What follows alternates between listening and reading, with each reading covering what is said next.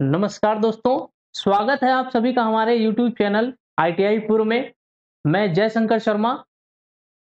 अगर आप हमारे चैनल पर नए आए हैं, तो हमारे चैनल को सब्सक्राइब करें और नोटिफिकेशन बेल को ज़रूर दबाएं, जिससे आपको आगे आने वाली सभी वीडियोज़ समय से मिलती रहें।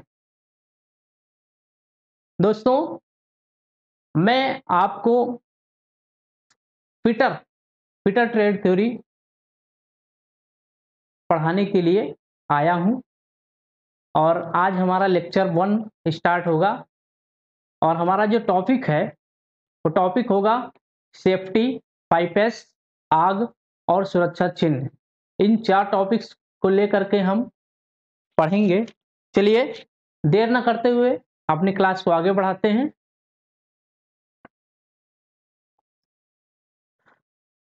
हमारा आज का टॉपिक है सेफ्टी, 5S, आग और सुरक्षा चिन्ह। आज हम इनके बारे में पढ़ने वाले हैं। सबसे पहले हमारा पॉइंट है फिटर। फिटर ट्रेड क्या है? एक फिटर क्या होता है? एक फिटर जो है वो पुर्जों को जोड़कर मशीन का रूप देने वाला या मेंटेनेंस करने वाला जो वर्कर होता है उसे हम फिटर कहते हैं। फिटर अलग-अलग पुर्जे जो कि अलग-अलग मशीनों द्वारा बनते हैं, उनको जोड़ करके एक नई मशीन का रूप देता है या नया आकार देता है, उसे हम फिटर कहते हैं। फिटर का फुल फॉर्म क्या होता है? फिटर फिटर का फुल फॉर्म में सबसे पहले आपका F for fitness, I for intelligent, T for talent, T for target, E for efficient और आर फॉर रेगुलरिटी। तो एफ फॉर फिटनेस, फिटनेस का अर्थ होता है आपके अंदर फिटनेस है। आई फॉर इंटेलिजेंट का मतलब जो फिटर होता है वो एक बुद्धिमान वर्कर होता है। टी फॉर टैलेंट, उसके अंदर टैलेंट होना चाहिए। टी फॉर टारगेट, उसका जो भी आप कार्य करते हैं आपका टारगेट फिक्स होना चाहिए। ई फॉर एफिशिएंट, उसके अंदर दक्षता होनी चाहिए, यानी कि उसके अंदर कार्य कुशलता होनी चाहिए। आर फॉर रेगुलरिटी, और किसी भी काम को मन लगा करके करने की नियमितता उसके अंदर होनी चाहिए। तो ये फिटर के जो गुण होते हैं। चलिए अगला पॉइंट है हमारा टाइप्स ऑफ फिटर। फिटर कितने प्रकार के होते हैं? तो जनरली फिटर 10 से 12 प्रकार के फिटर होते हैं, अलग-अलग कार्य को करते हैं ये।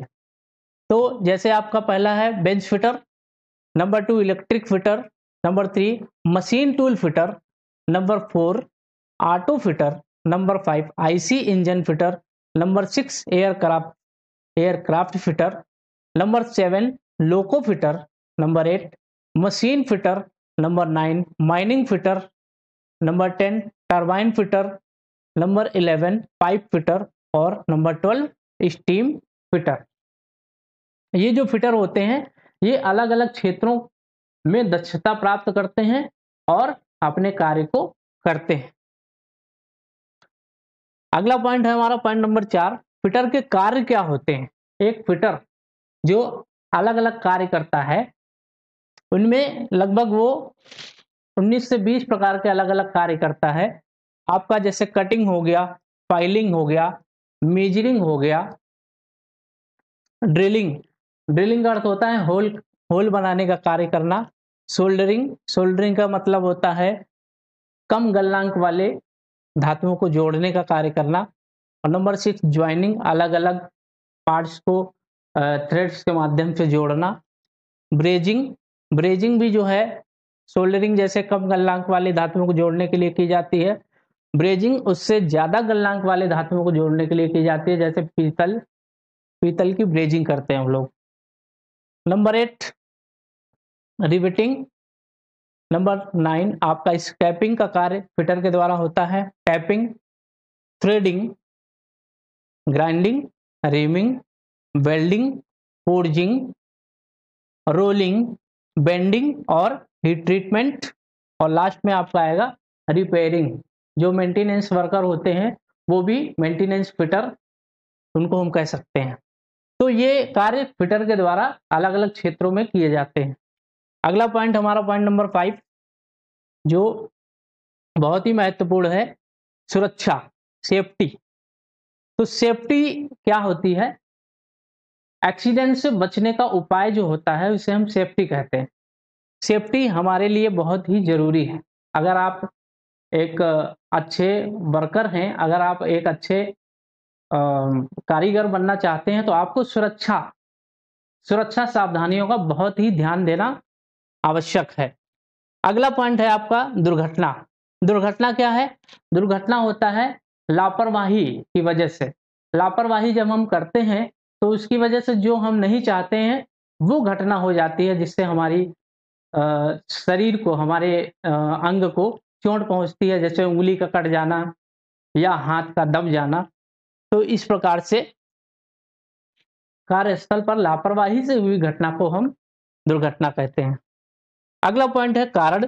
दुर्घटना के कारण क्या है? दुर्घटना के निम्नलिखित कारण हैं, जिनमें से आपका है अज्ञानता, इग्नोरेंस। अज्ञानता, अगर आप किसी भी काम के बारे में जानकारी नहीं रखते हैं तो आपको उस कार्य को नहीं करना चाहिए। नेक्स्ट, उत्सुकता, क्यूरियोसिटी। आपके अंदर उत्सुकता नहीं होनी चाहिए। उत्सुकता लिमिट में होनी चाहिए। ज्यादा उत्सुकता आपके लिए घातक हो सकती है, जो कि दुर्घटना का कारण बनती है। नेक्स्ट पॉइंट आपका ओवर कॉन्फिडेंस। किसी भी कार्य को करते समय आपके अंदर ओवर कॉन्फिडेंस नहीं होना चाहिए।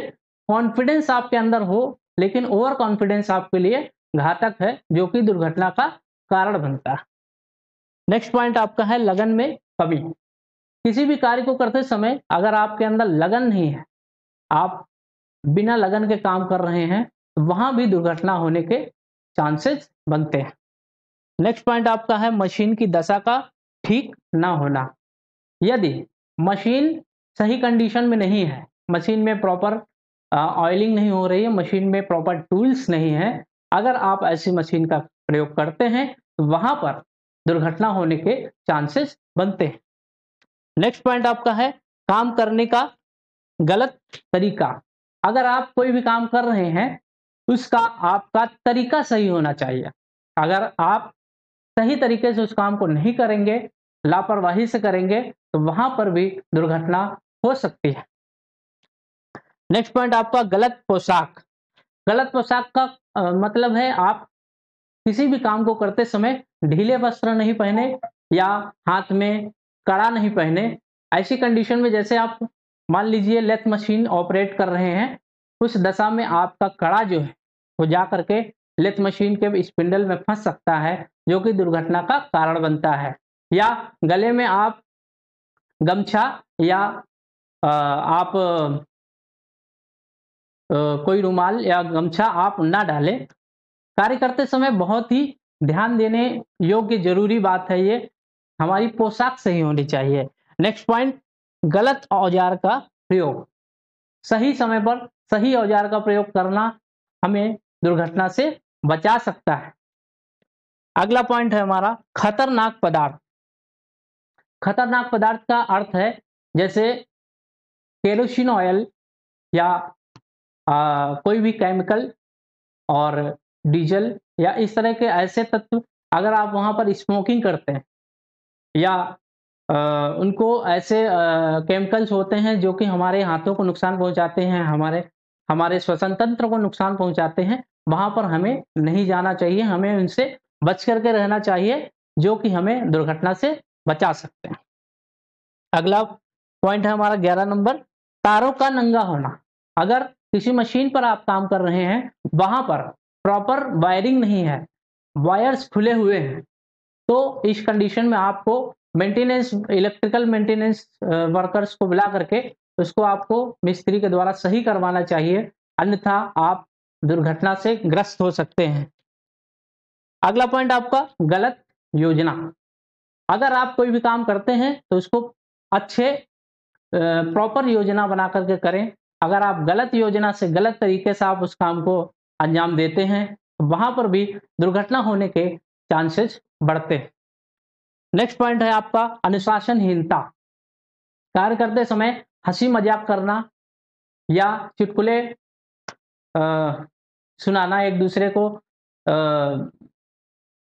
अपने काम करने से भटकाना भी जो है दुर्घटना का कारण बनता है। तो ये मुख्य कारण है दुर्घटना के।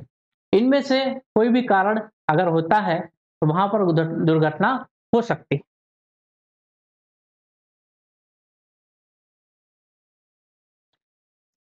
नेक्स्ट पॉइंट है आपका, अगला पॉइंट हम आगे बढ़ते हैं, टाइप्स ऑफ सेफ्टी। सेफ्टी के प्रकार।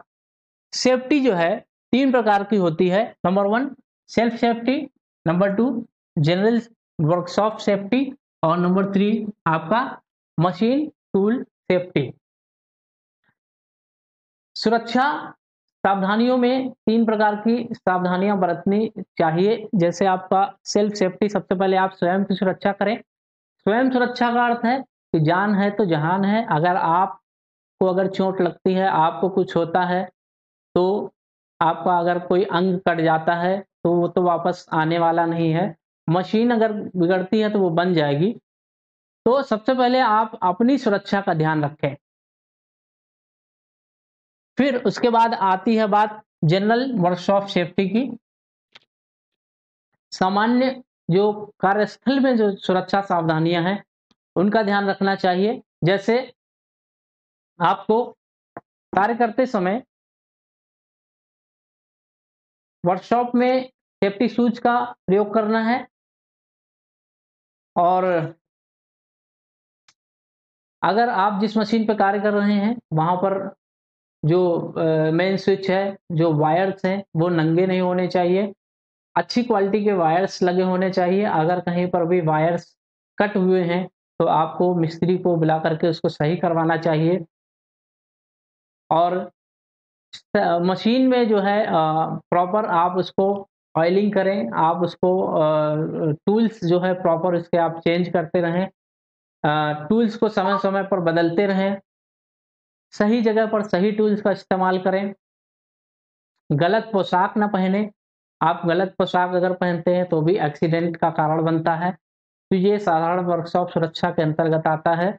और अगर कुछ लिफ्ट किया जा रहा है, कोई चीज आप क्रेन से उठाई जा रही है, तो आपको उसको उसके उस कार्यस्थल के नीचे नहीं रहना है। वहां पर जो जॉब ले जाया जा रहा है लिफ्ट के माध्यम से, उससे दूर रहना है।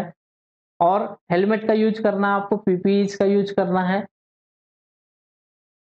तो मशीन में जो जरूरी चीजें हैं, जनरल वर्कशॉप सेफ्टी के अंतर्गत आपको किन किन चीजों का ध्यान रखना चाहिए। सबसे पहले आपको वर्कशॉप में काम करते समय उचित ड्रेस को पहनना चाहिए। आपको वर्कशॉप में उधर उधर की बातें नहीं करनी चाहिए। वर्कशॉप में धूम्रपान नहीं करना चाहिए। विस्फोटक पदार्थ जो है आपकी मशीन के पास नहीं होने चाहिए, उनका स्थान अलग होना चाहिए। वर्कशॉप में जो है बिजली की तारें वो खुली हुई नहीं होनी चाहिए। कुदरती प्रकाश होना चाहिए, प्रकाश का सही प्रबंध वहां पर होना चाहिए, तभी आप मशीन पर कार्य करें। प्रकाश का अगर कुदरती प्रकाश आ रहा हो तो बहुत अच्छी बात है, अगर नहीं आ रहा है तो वहां पर लाइट का उचित प्रबंध होना चाहिए। वर्कशॉप का फर्श जो है वो साफ सुथरा होना चाहिए। अगर नहीं साफ है तो उसको तुरंत आप खुद से साफ करें। अगर कोई वर्कर दिखता है उससे करवाएं। अगर नहीं मिलता है तो आपको तुरंत उसको करना है, क्योंकि आपकी सेफ्टी बहुत ही इंपॉर्टेंट है। वर्कशॉप में स्क्रैप्स नहीं होने चाहिए। चिप्स वगैरह आप उनको साफ करवाते रहें समय समय पर। हमेशा आग बुझाने के यंत्र जो है आपके पहुंच के अंदर होने चाहिए, ना कि आपके पहुंच से दूर होने चाहिए। मेन स्विच आपकी मशीन के पास होना चाहिए, आपके पहुंच के अंदर होना चाहिए। मापने वाले कटिंग टूल्स जो है वो अलग रखने चाहिए और कटिंग टूल्स अलग होने चाहिए, मापने वाले औजार अलग होने चाहिए। वर्कशॉप में जिस मशीन के बारे में आपको जानकारी नहीं है उस मशीन को आपको नहीं चलाना चाहिए। तो ये कुछ जनरल वर्कशॉप सेफ्टी के अंतर्गत आने वाले पॉइंट्स हैं। नंबर 3 है आपका machine tool safety. Machine tool safety के अंतर्गत आपको किन-किन बातों का ध्यान रखना चाहिए? 8 से 10 पॉइंट्स हैं, उनका आपको ध्यान रखना चाहिए। जैसे वर्कशॉप में उस मशीन या टूल्स का प्रयोग नहीं करना चाहिए जिसकी आपको जानकारी ना हो। कभी भी चलती हुई मशीन को हाथ से नहीं रोकना चाहिए। कभी-कभी क्या होता है, मशीन ऑफ करने के बाद कुछ वर्कर्स क्या क्या करते हैं, मशीन को जल्दी बंद करने के चक्कर में उसको हाथ से रोकने का प्रयास करते हैं, जो कि बहुत ही गलत है। उसमें आपका हाथ फंस सकता है, आपको चोट लग सकती है। कभी भी चलती हुई मशीन में तेल नहीं देना चाहिए। हमेशा जब मशीन रुक जाए, जब वो स्थिर पोजीशन में हो, उस समय आप उसकी ऑयलिंग करें। टूल्स और जॉब मजबूती से उसमें क्लैंप होने चाहिए, जिस भी मशीन का आप इस्तेमाल कर रहे हैं। जहां तक हो सके मेन स्विच पास होना चाहिए। मशीन के बेल्ट और गार्ड वो बिल्कुल प्रॉपर होने चाहिए। बिना गार्ड की मशीन का इस्तेमाल नहीं करना चाहिए। जॉब पर कट जॉब पर कट जो है मशीन की क्षमता के अनुसार लगाना चाहिए। ज़्यादा कट लगाएँगे तो वहाँ पर टूल्स टूट सकते हैं और आपके ऊपर वो टूल्स टूट करके लग सकते हैं, जिससे आपको हानि पहुँच सकती है। जॉब का साइज़ जो है वो मटेरियल के अनुसार होना चाहिए। मिलिंग मशीन में जो कटर है, कटर के पास अपने हाथ और पैर नहीं ले जाने चाहिए। मशीन को काम करने से पहले और बाद में उसको साफ करना चाहिए और इसकी ऑयलिंग करते रहना चाहिए। तो ये कुछ पॉइंट्स थे मशीन टूल्स सेफ्टी के अंतर्गत।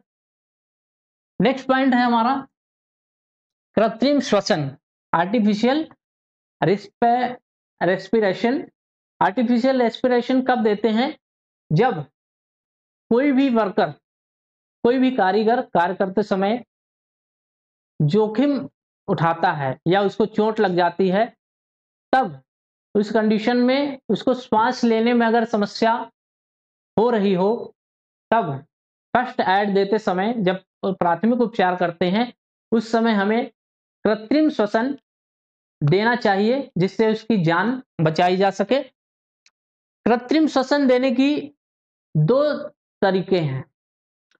पहला है आपका सिल्वेस्टर मेथड और दूसरा है Schafer method. Silvester method Silvester method में रोगी को चित्त अवस्था में लिटाते हैं, सीधा लिटाते हैं और रोगी के कंधे के नीचे तकिया लगाएंगे। रोगी के दोनों हाथों को पीछे साइड ले जाकर के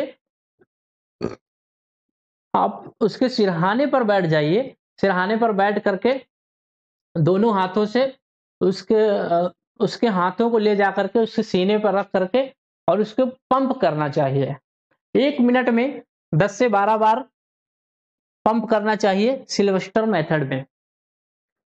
चित्त अवस्था में लेटाने के बाद ये प्रक्रिया की जाती है और तब तक करनी चाहिए जब तक कि रोगी की सांस वापस से ना आने लगे, वापस से ना चालू हो जाए।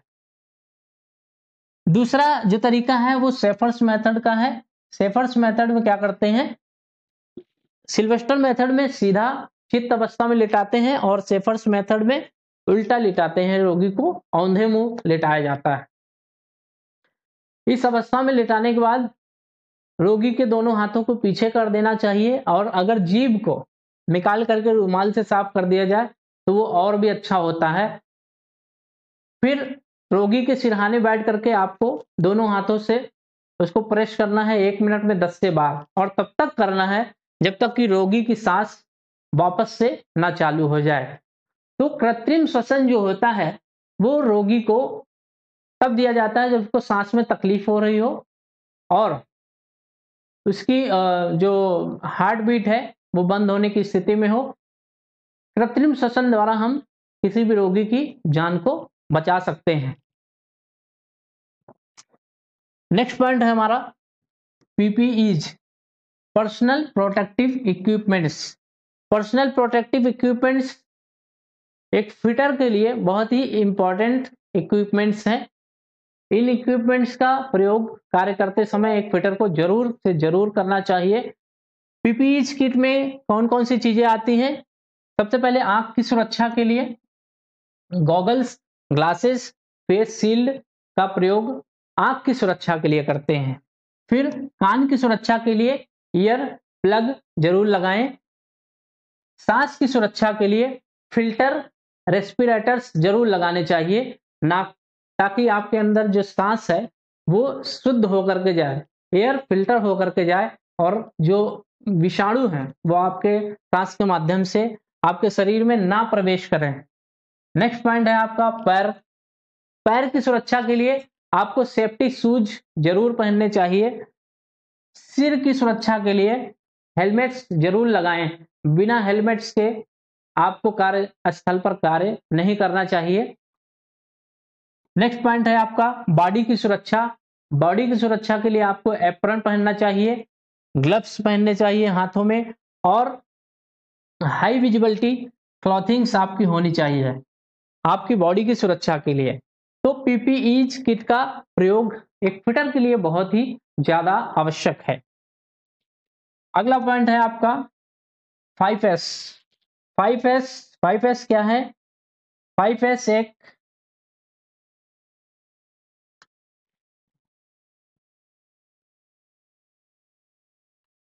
5S क्या है?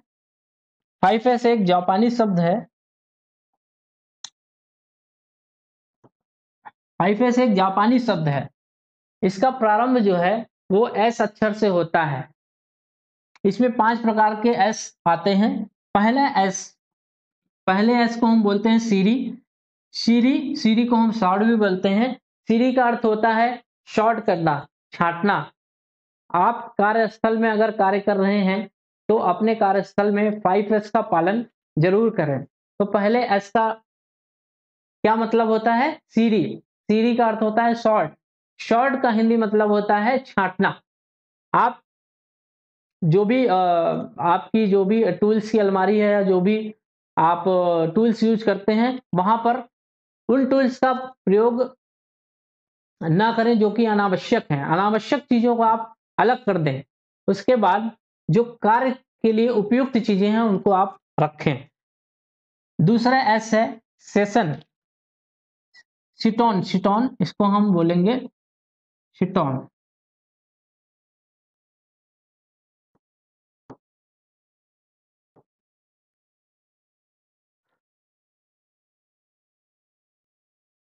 शिटॉन का मतलब होता है स्ट्रैटन। स्ट्रैटन का अर्थ होता है आप पहले आप छांटिए, फिर उसके बाद स्ट्रैटन मतलब उनको आप क्रम से निर्धारित करिए, उनको उनकी जगह को फिक्स करके उनको आप सही दशा में उनको जमाइए, उनको रखिए।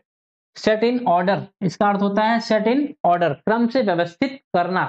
पहले एस का अर्थ हुआ छांटना, दूसरे एस का अर्थ हुआ शिटॉन मतलब स्ट्रैटन। स्ट्रैटन का अर्थ हुआ set in order. Set in order का मतलब होता है क्रम से किसी भी जो भी आपने छांटा हुआ है उसको व्यवस्थित कर दीजिए। नंबर 3 आपका आता है शीशो। शीशो का अर्थ होता है आपने छांट दिया, उसके बाद आप उन चीजों को साफ करिए, उस एरिया को साफ करिए, आप चमकाइए उसको। नंबर 4 चौथा एस का मतलब होता है सिकेत्सु। सिकेत्सु का अर्थ होता है स्टैंडर्डाइज। स्टैंडर्डाइज का अर्थ होता है मानकीकरण। आप जिन भी वस्तुओं का प्रयोग करते हैं, जिन भी चीजों का प्रयोग करते हैं, उनका मानकीकरण निर्धारित करिए, उनकी क्वालिटी अच्छी होनी चाहिए, स्टैंडर्ड उनका अच्छा होना चाहिए। तो चौथा एस हो गया हमारा सिकेत्सु। उसके बाद हम आगे बढ़ेंगे। पांचवा एस हमारा होगा शित्सुके। शित्सुके शित्सुके को दूसरा वर्ड में बोलते हैं सस्टेन। सस्टेन का अर्थ होता है सेल्फ डिसिप्लिन। इन ऊपर वाले जो 4 एस हैं उनको मेंटेन करने के लिए हमें 5वें एस को फॉलो करना होता है। हमें सेल्फ डिसिप्लिन में रहना है, स्व अनुशासित रहना है। इन चारों एस को अगर आपको फॉलो करना है तो हमें 5वें एस को फॉलो करना बहुत जरूरी है, सेल्फ डिसिप्लिन में रहना बहुत जरूरी है। तो ये हमारे 5 एस हो गए। इनका प्रयोग जापान में किया जाता है और हमारे यहाँ जो जितने भी फैक्ट्रियां हैं, जितने भी बड़े बड़े कारखाने हैं, वहां पर 5S सिस्टम का प्रयोग करके हम अपने कार्यस्थल को और भी अच्छा बना सकते हैं और अपने घर को, अपने कार्यस्थल को भी अच्छा बना सकते हैं। तो 5S का प्रयोग हमें जरूर करना चाहिए। नेक्स्ट पॉइंट है हमारा आग। आग के बारे में पढ़ेंगे। आग क्या होती है? आग 3 घटकों से मिलकर के बना होता है, जिनमें सबसे पहले आपका आता है ऊष्मा या ताप। ऊष्मा, ऊष्मा, उसके बाद आपका ईंधन, सबसे पहले ताप, फिर ईंधन और फिर ऑक्सीजन।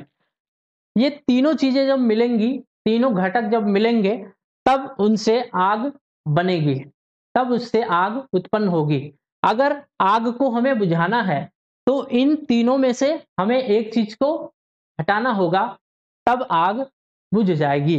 अगर आप ताप को हटा देते हैं, यहां से ईंधन और ऑक्सीजन सिर्फ बचता है, तो वहां पर आग बुझ जाएगी।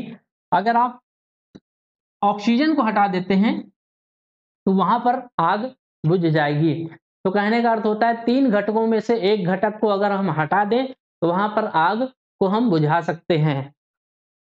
आग के प्रकार की बात करें तो आग को 4 वर्गों में विभाजित किया गया है। Class A fire, class B fire, class C fire और class D fire. Class A fire, class A fire को हम कार्बोनिशियस फायर कहते हैं। ये कार्बोनिशियस फायर जो होता है ये फ्यूल के अंतर्गत आता है, कार्बोनिशियस। नंबर बी, आपका क्लास बी की जो आग है वो तेली आग के अंतर्गत आता है। क्लास सी की जो आग है वो गैसीय आग है। और क्लास डी की जो आग है वो हम विद्युतीय आग भी उसको कहते हैं। क्लास डी के अंतर्गत विद्युतीय आग और धातु की आग, 2 तरह की आग आती है। अब हम बात करेंगे कार्बोनिशियस जो फायर होती है। कार्बोनिशियस फायर में ये जो फ्यूल होते हैं, फ्यूल क्या होते हैं? फ्यूल क्या क्या होता है इसमें? लकड़ी, कागज, पेपर, रबड़, प्लास्टिक्स। लकड़ी, कागज, पेपर, रबड़, प्लास्टिक्स, या जो भी ठोस चीजें हैं, वो जो सारी चीजें हैं वो कार्बोनिशियस फायर के अंतर्गत आती है। कार्बोनिशियस फायर को हम क्लास ए फायर भी बोलते हैं। क्लास बी फायर जो है ये तेली आग है। तेली आग जो है वो जो ज्वलनशील जो पदार्थ हैं, ज्वलनशील तरल पदार्थ, जो लिक्विड, जो भी लिक्विड्स आते हैं, तरल लिक्विड्स आते हैं, ज्वलनशील लिक्विड्स होते हैं, वो तेलीय आग के अंतर्गत आते हैं। नंबर 1 जैसे आपका हो गया गैसोलीन, दूसरा हो गया मिट्टी का तेल और तीसरा हो गया आपका पेंट थिनर। तो ये जो सारी चीजें हैं वो तेलीय आग के अंतर्गत आती हैं। ये क्या है? गैसोलीन, मिट्टी का तेल और थिनर, ये फ्यूल है, फ्यूल। अगला गैसीय आग। गैसीय आग में जो गैसें हैं जैसे प्रोपेन, ब्यूटेन और मीथेन, इनकी वजह से जो आग उत्पन्न होती है उसे हम बोलते हैं गैसीय आग। और विद्युतीय आग जो है वो क्लास डी फायर में है। अच्छा, अब इन चारों क्लास की आग को बुझाने के लिए कौन कौन से फायर एक्सटिंग्विशर का यूज करते हैं उसके बारे में हम आगे बात करेंगे। फायर एक्सटिंग्विशर को हम हिंदी में बोलते हैं अग्निशामक।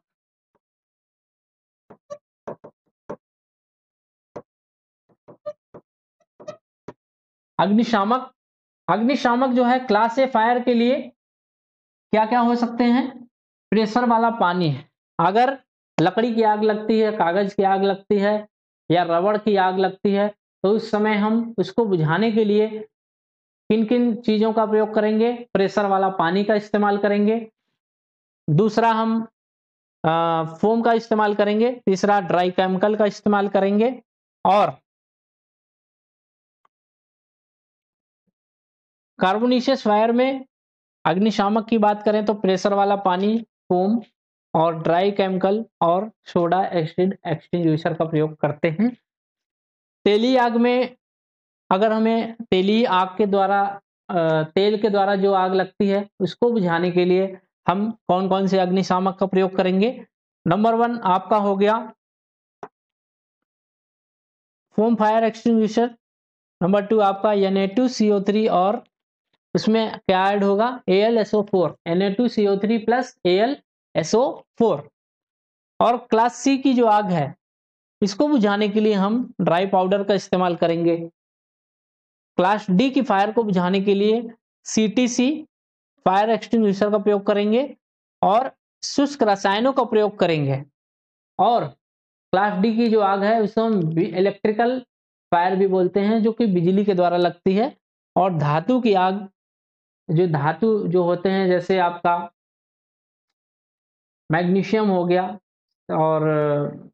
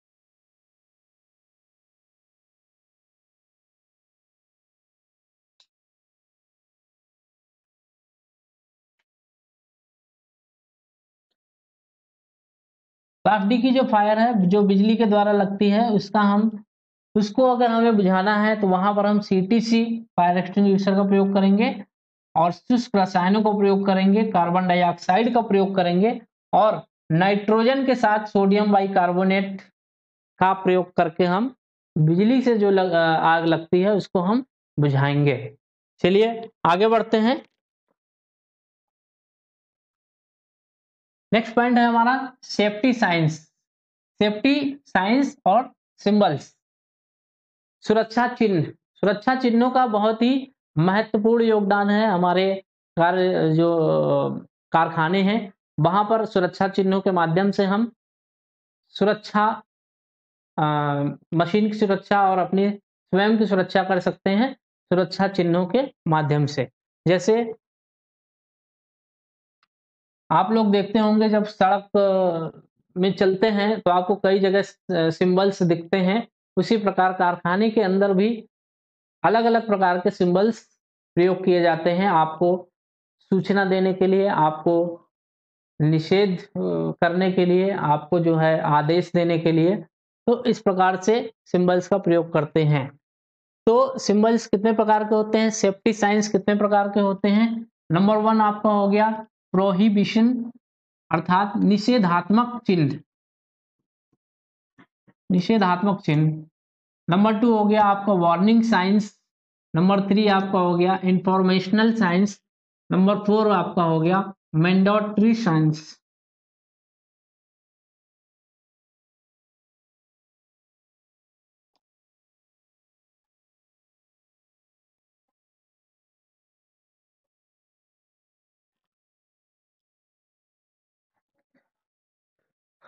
तो ये 4 अलग-अलग प्रकार के सिंबल्स होते हैं।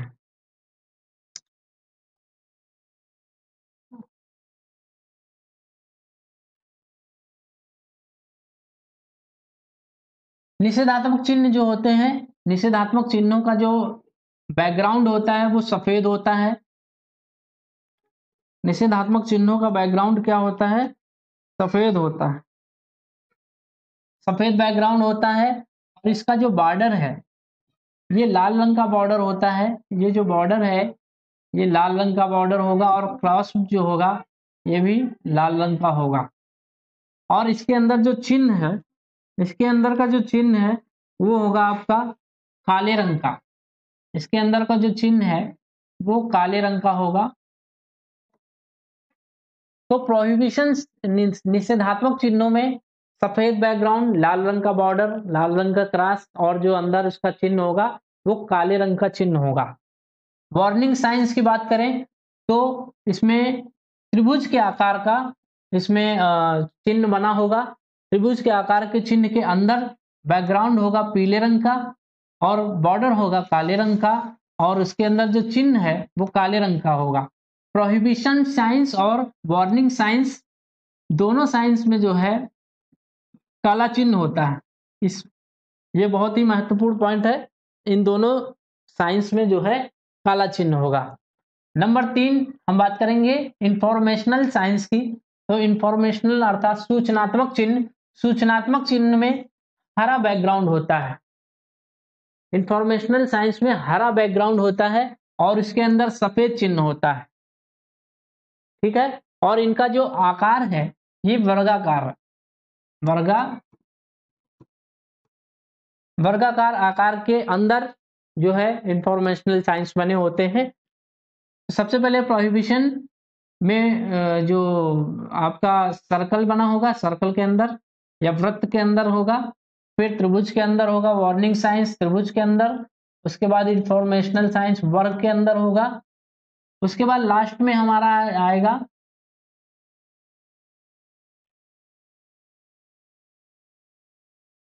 Mandatory science. मैंडेटरी साइंस जो है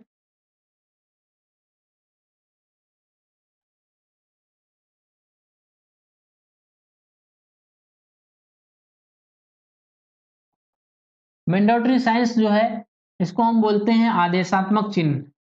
आदेशात्मक चिन्ह का अर्थ होता है ये हमें जो है आदेश देते हैं कि हमें क्या करना है क्या नहीं करना है। तो ये जो चिन्ह है इनका आकार क्या होता है, वृत्ताकार। वृत्ताकार आकार के अंदर ये चिन्ह बनाए जाते हैं। इनका बैकग्राउंड होता है नीला और इसके अंदर जो चिन्ह होता है वो सफेद रंग का चिन्ह होता है। तो ये 4 अलग अलग प्रकार के चिन्ह होते हैं।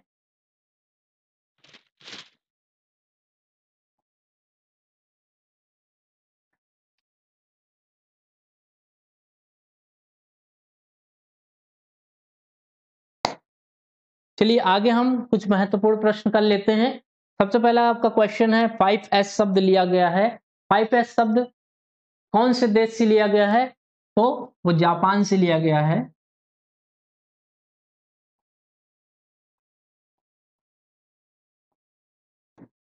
जापान से।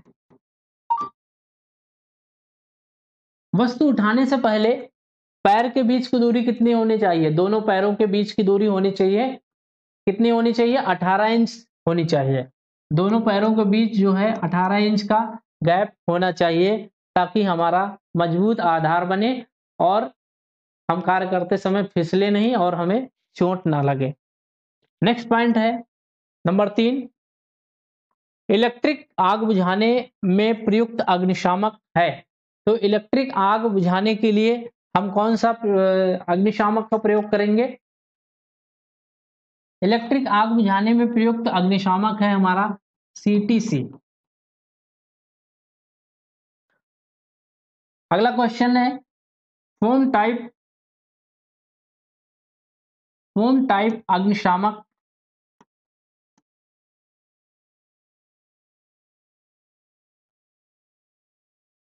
नेक्स्ट क्वेश्चन है क्वेश्चन नंबर 4, फोम टाइप अग्निशामक में जो है रसायन होते हैं वो कौन कौन से रसायन होते हैं।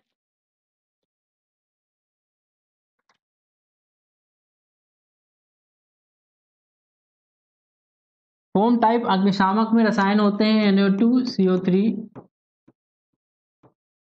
प्लस AlSO4, ये रसायन होते हैं। अगला क्वेश्चन है हमारा क्वेश्चन नंबर 5, घायल व्यक्ति की सांस रुक जाती है तो कौन सी विधि का प्रयोग करते हैं, कौन सी सांस हम वहां पर देते हैं ताकि मरीज की जान बचाई जा सके। तो हम देते हैं वहां पर कृत्रिम सांस।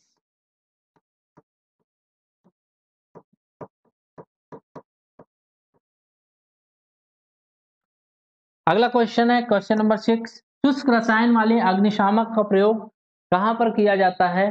तो जो शुष्क रसायन वाले अग्निशामक होते हैं उनका प्रयोग करते हैं इलेक्ट्रिक आग में, इलेक्ट्रिक फायर में, इलेक्ट्रिक फायर। नेक्स्ट क्वेश्चन हमारा है, हैमर का प्रयोग करते समय नजर कहाँ पर होनी चाहिए? हैमर पर होनी चाहिए या आपका जो जॉब है उस पर होनी चाहिए?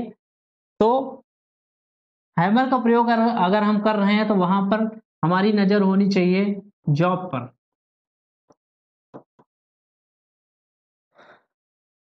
तो आज के लिए इतना ही, मिलते हैं लेक्चर नंबर 2 में, तब तक के लिए नमस्कार।